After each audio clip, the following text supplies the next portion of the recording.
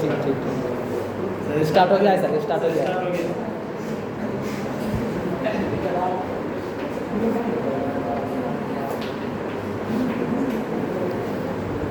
Okay, then today we are going to discuss about the next topic which is called human digestive system. The chapter life process. किसका चल रहा है ये topic? Chapter life process का है। Class 10 according to CBSE syllabus human digestive system. Human digestive system के बारे में बात करेंगे हम लोग अभी।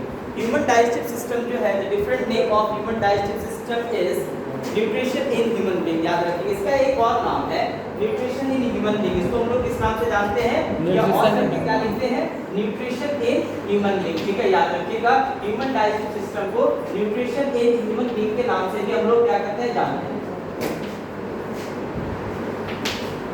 Nutrition in human being. Now human digestive system, याद होगा मैंने आप लोगों को प्रीवियस क्लास में बताया था कि स्टेप्स ऑफ डाइजेशन, याद होगा इस पर steps of nutrition, steps of nutrition, steps of nutrition के बारे में मैंने बताया था। पहला स्टेप क्या था? Ingestion. Next step is digestion and after that absorption and assimilation. ठीक है, and last one is the ingestion. तो इसी स्टेप्स के बारे में आज भी यहाँ पर हम लोग डिस्कशन करेंगे और जो बेसिक था मैंने उस दिन बताया था, और आज भी हम लोग न्यूट्रिशन इन ह्यूमन बीइंग के बारे में डिस्कशन करेंगे। इसी स्टेप्स को जानेंगे, न्यूट्रिशन इन ह्यूमन बीइंग और human digestive system. So first of all we discuss about ingestion. सबसे पहले क्या डिस्कशन करेंगे हम लोग?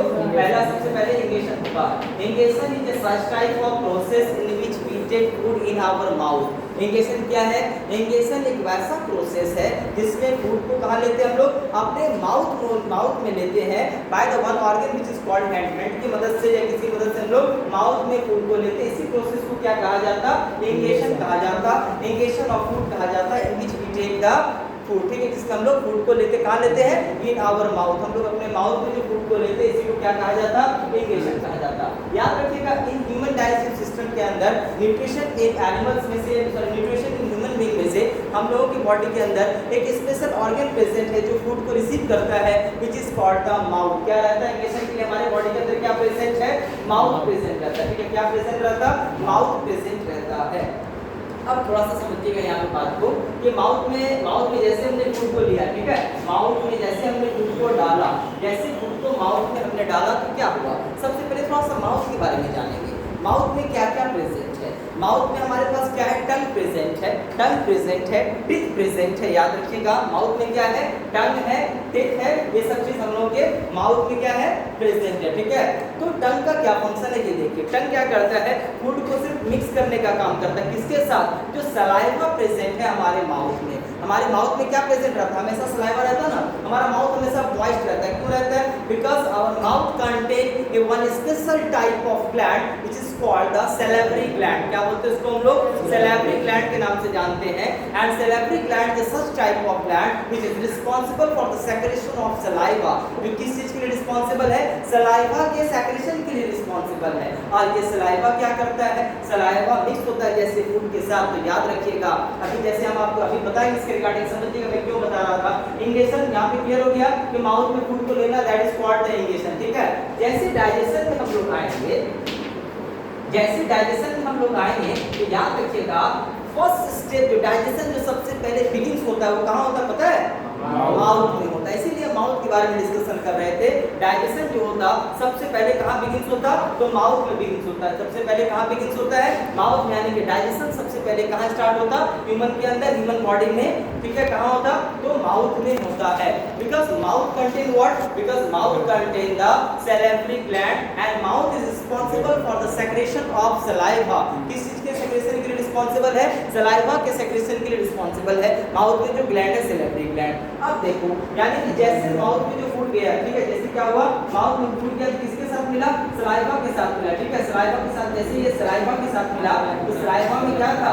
Saliva contain the digestive enzyme. Saliva contain what? Saliva contain the digestive enzyme. क्या प्रेजेंट रहता है इसमें? डाइजेस्टिव एंजाइम प्रेजेंट है। एंड सच डाइजेस्टिव एंजाइम जैसे फूड मटेरियल के साथ मिला, मिलने के बाद जैसे उसका हमारा जो टिप है उसको क्रश करने का काम शुरू किया, तब उसको मिक्स करने का काम शुरू किया किसके साथ, सलाइवा के साथ। तो पहला डाइजेशन यहीं पे बिगिंस हो गया, because it contain a digestive enzyme this called saliva, and saliva में जो एंजाइम जो प्रेजेंट है केमिकल उसका नाम है टाइलिन। विटालिन लिखते हैं, टाइलिन पढ़ते हैं, याद रखिएगा इसे।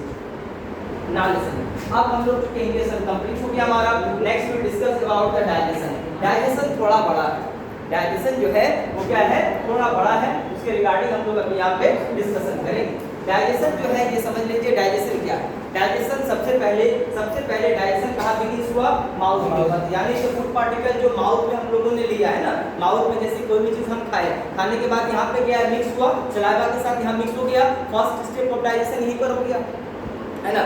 पहला स्टेप डाइजेशन का कहाँ हुआ, यही हुआ ना। उसके बाद होने के बाद क्या हुआ, ओएसोफेगस के पास आया, कहाँ पे आया, ओएसोफेगस के पास आया।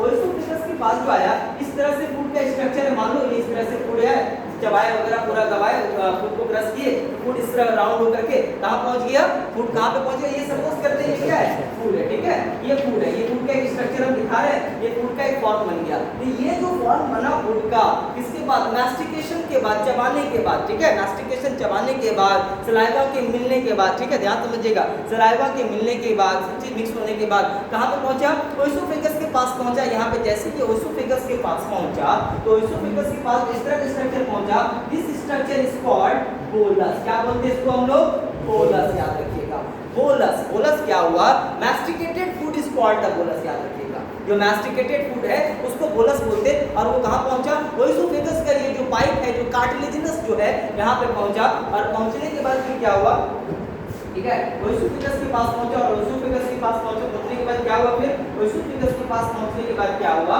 ओएसोफेगस के पास जो बोलस पहुंचा, तो आप समझिएगा ध्यान से आप लोग, ये इस तरह से सपोज कीजिए स्ट्रक्चर प्रेजेंट है, यहाँ पे क्या हुआ, यहाँ पे ये फूड पार्टिकल पहुंचा, जैसे फूड पार्टिकल यहाँ पर पहुंचा, याद रखिए इस चीज को, ठीक है, जैसे फूड पार्टिकल, सपोज ये फूड पार्टिकल है, ये क्या है, ओएसोफेगस है ना, ओएसोफेगस का ओपनिंग पार्ट है हमारा माउथ वाला पार्ट, जैसे यहाँ पर है, जैसे ओएसोफेगस यहाँ पे पहुंचा, ठीक है, ओएसोफेगस के पास जैसे फूड पहुंचा, ओएसोफेगस के पास जैसे ही फूड यहाँ पे पहुंचा, पहुंचने के बाद क्या हुआ, ये जो वॉल है ओएसोफेगस का, इस पे क्या हुआ, एक्सपेंशन हुआ, ठीक है, जैसे फूड यहाँ पे पहुंचा तो ये वॉल क्या हुआ, एक्सपेंड किया, तो फूड पार्टिकल अंदर चला जाएगा ना, फूड पार्टिकल क्या हुआ, अंदर चला गया, फिर वो क्या हुआ, फिर अंदर गया, फिर ये क्या हुआ, कॉन्ट्रैक्ट कर गया, ये फिर सिकुड़ गया, तो फिर फूड पार्टिकल यहाँ था, तो फिर इधर वाला पार्ट फैला।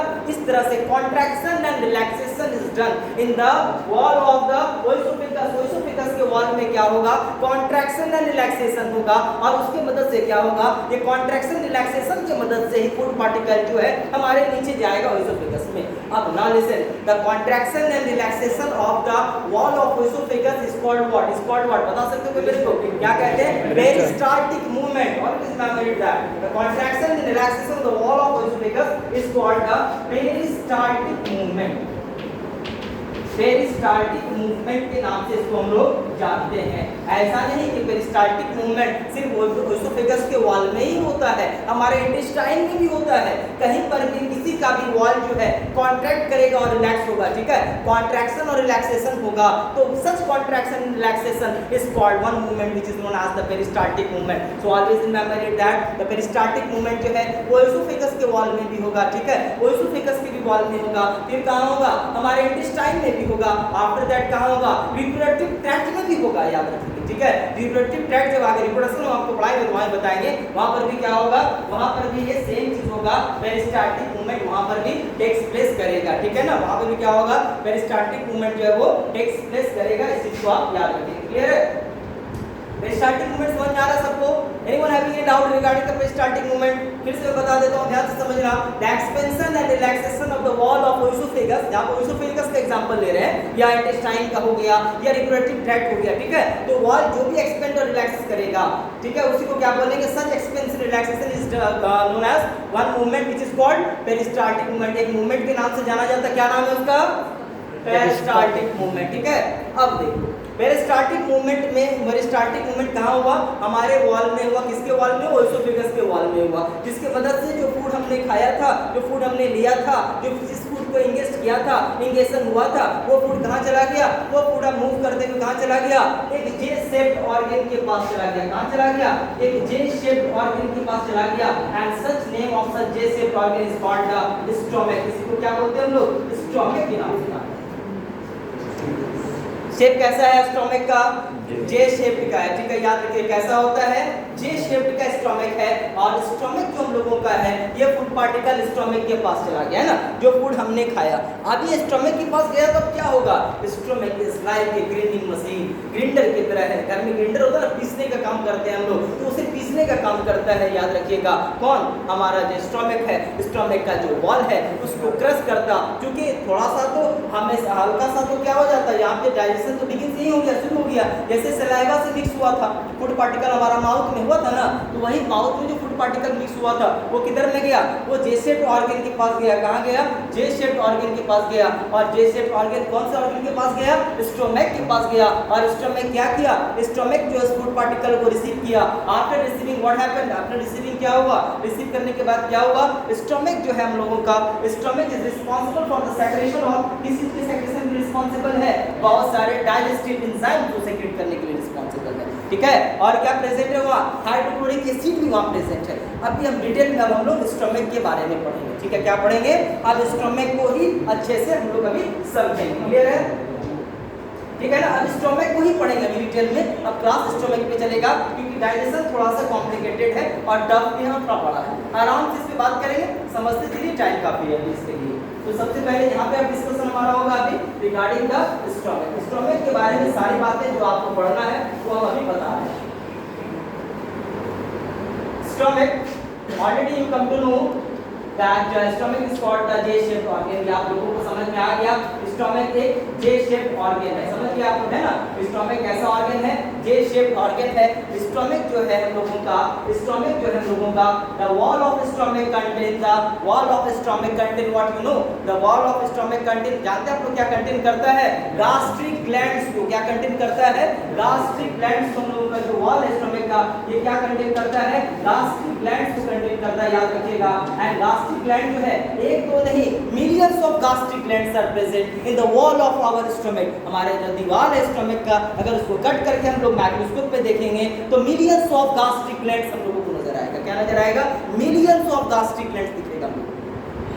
सपोज एक दीवार ले लेते हैं, स्टोमक का है, इसमें क्या दिखेगा हम लोगों को, millions of gastric glands present रहेगा, एंड सच गास्ट्रिक ग्लैंड जो है, ये गास्ट्रिक ग्लैंड वर्ड समझते हैं, गास्ट्रिक मैं बात बता देता हूँ, स्टोमक हम लोग जो है स्टोमक को 3 वर्ड से जानते हैं, कौन कौन सा ये समझ लो, सबसे पहले क्या हुआ, गास्ट्रिक हो गया है ना, गास्ट्रिक हो गया, एक तो गास्ट्रिक आपके सामने हो गया, दूसरा क्या है, पैप्टिक है ना, दूसरा क्या है, पैप्टिक है, तीसरा को बता दो ना, ट्रैक्सिन, हाँ बोलिए, एक हो गया गास्ट्रिक, ठीक है, गास्ट्रो, सुनते होंगे कि पेट के डॉक्टर को हम लोग गास्ट्रोलॉजिस्ट बोलते हैं, है ना, गास्ट्रोलॉजिस्ट बोलते हैं, तो पैप्टिक, पैप्टिक अल्सर आपने क्लास 9 में पढ़ा है, एक डिजीज था peptic ulcer which is caused by one bacteria which is called the Helicobacter pylori, याद होगा आप लोगों को, याद है, Helicobacter pylori, and the treatment is done by the help of the one antibiotic which is called amoxicillin, and it's curved shaped bacteria, है ना, curved shaped bacteria था ये, इसके बारे में पैप्टिक अल्सर मैंने पढ़ाया है, आप लोगों को 9 क्लास।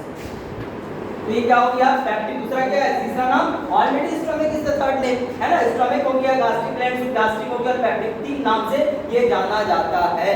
और एब्डोमेन एक अलग चीज है, एब्डोमेन अगर कोई बोले एब्डोमेन, एब्डोमेन क्या है, एब्डोमेन इज ए कैविटी, जो कि चेस्ट के नीचे वाला कैविटी, एब्डोमिनल कैविटी बोलते हैं, and our abdomen contain lots of organ, stomach भी उसी में से एक है, इंटेस्टाइन भी उसी में से एक है, लीवर भी उसी में से एक है, समझ में आ रहा बात था, स्मॉल इंटेस्टाइन, लार्ज इंटेस्टाइन भी उसी में से एक है, पेनक्रियाज उसी में से एक है, तो हमारा एब्डोमेन चेस्ट के नीचे वाला पूरा खाली जगह एब्डोमेन हो गया, याद रखिएगा, एब्डोमेन और चेस्ट वाले कैविटी को बांटने के लिए एक मस्कुलर स्ट्रक्चर प्रेजेंट होता, एक मस्कुलर मेम्ब्रेन प्रेजेंट होता व्हिच इज कॉल्ड डायफ्राम, इसको क्या बोलते हैं हम लोग, डायफ्राम, डायफ्राम रिस्पांसिबल है, डायफ्राम के नीचे वाला पार्ट एब्डोमिनल कैविटी का पार्ट, जिसमें से स्टोमक भी है, ऐसा नहीं कहेंगे ये पूरा मेरा स्टोमक में पेन हो रहा है, नहीं, हम एब्डोमेन में पेन कहेंगे, जब ये पता चल जाएगा that I am suffering from the which organ की डिस्टर्बेंस से पेन हमको हो रहा, तब कहेंगे उस ऑर्गन का पेन हो रहा है ना, पहले एब्डोमेन वर्ड यूज कर सकते हैं, समझ में आ रहा बात ना, because directly we can't come to that, हम नहीं कह सकते डायरेक्टली, हम लोग नहीं कह सकते इधर में कि डायरेक्टली हमको स्टमक में पेन हो रहा है, पेन की रियाज नहीं हो रहा।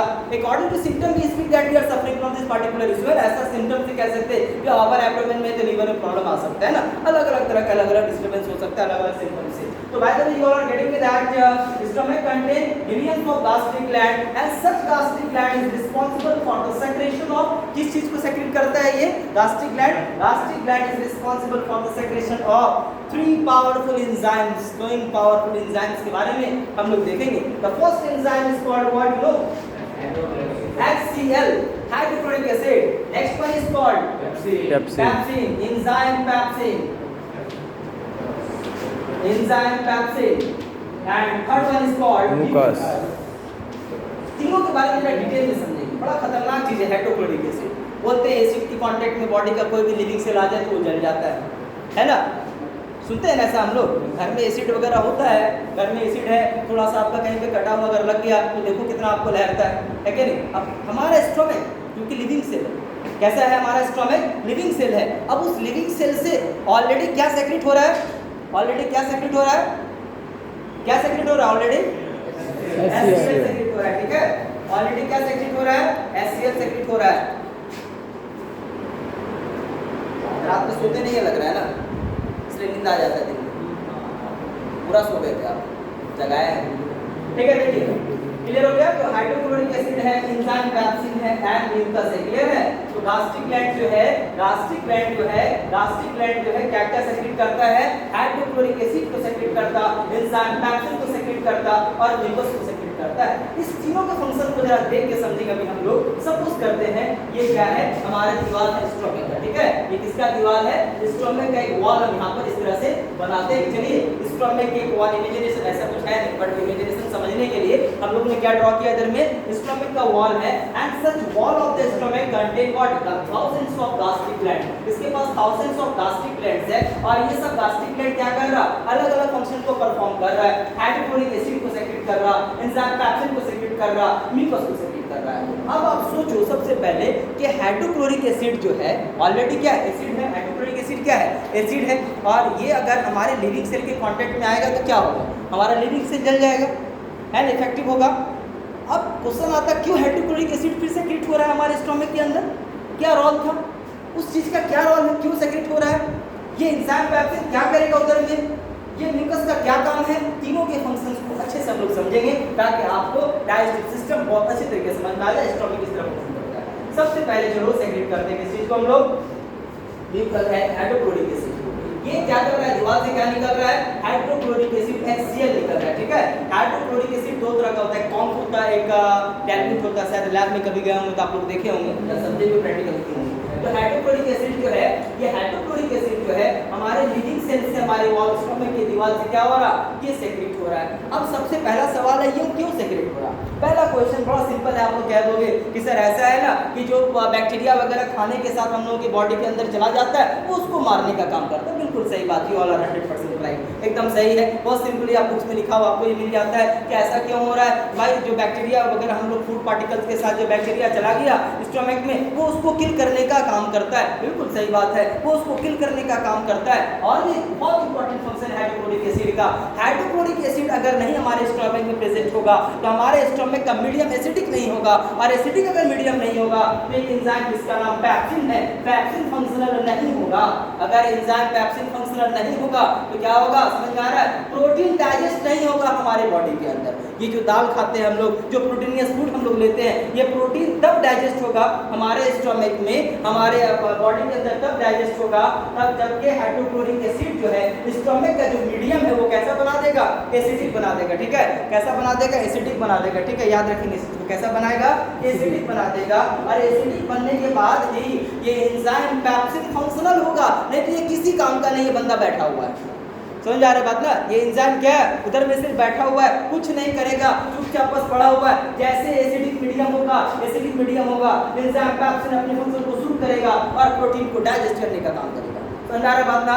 हाइड्रोक्लोरिक एसिड की वजह से क्या हो रहा है? एंजाइम पैप्सिन फंक्शनल हुआ और स्टोमक का नेचर क्या हुआ? एसिडिक हुआ, जिसकी वजह से जो फॉरेन बैक्टीरिया, जो भी पैथोजेन या माइक्रोब जो भी हमारे बॉडी के अंदर गया जो कि हार्मफुल है, डिजीज काउजिंग एजेंट है, वो क्या करेगा, उसको किल कर देगा, खत्म कर देगा। और दूसरा क्या करेगा, ये पैप्सिन को फंक्शनल करेगा, है ना, पैप्सिन को क्या करेगा, फंक्शनल करेगा। समझ में आ गया बात ना, यानी कि पैप्सिन रिस्पांसिबल है प्रोटीन के डाइजेशन के लिए, क्लियर है, प्रोटीन के डाइजेशन के लिए जो प्रोटीनियस फूड हम लोग लेते हैं। अब देखो फिर नेक्स्ट मेथड समझो।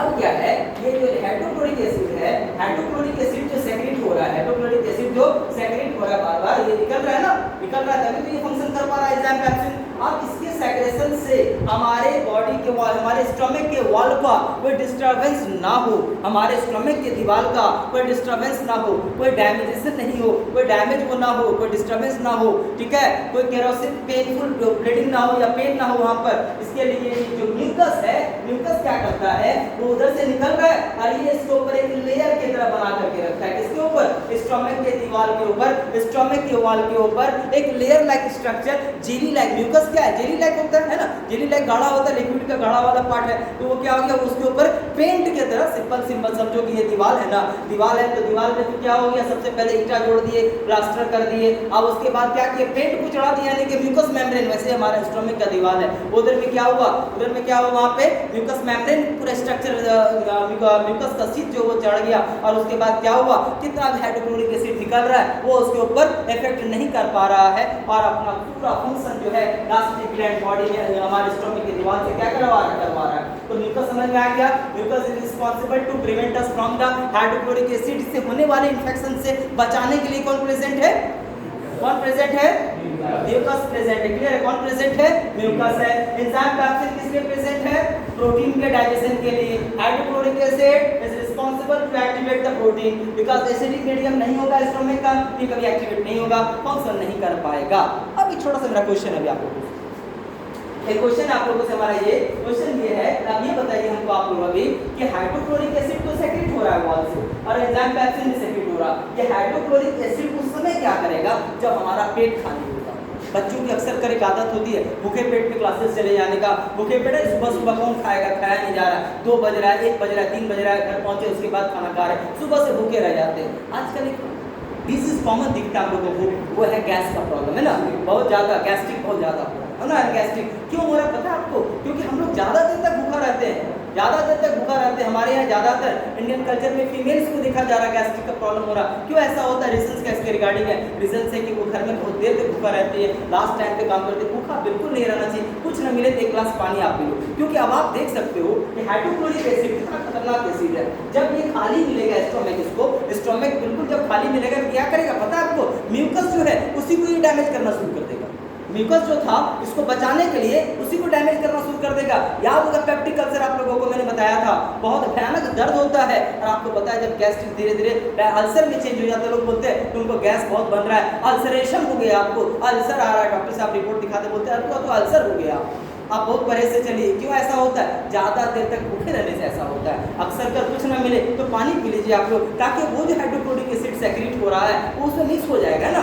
अब डाइल्यूट और कंसंट्रेट वाली बात हो जाती है फिर यहाँ पर। अब जैसे वो ज़्यादा कंसंट्रेट होगा, ज़्यादा गाढ़ा होगा, हाइड्रोक्लोरिक एसिड की मात्रा जो वो ज़्यादा बढ़ जाएगी, क्वांटिटी उसकी इंक्रीज कर जाएगा, तो क्या होगा कि जो म्यूकस मेम्ब्रेन है इसी मेम्ब्रेन को गलाना शुरू कर देगा, खत्म करना शुरू करेगा। और एक दिन ऐसा आएगा गलाते गलाते ये लिविंग सेल जो था जहाँ से निकल रहा था उसी को डैमेज करना शुरू करेगा, और जैसे लिविंग सेल के कांटेक्ट में आएगा फिर वो पेन आप बर्दाश्त नहीं कर सकेंगे, आपकी हालत खराब हो जाएगी।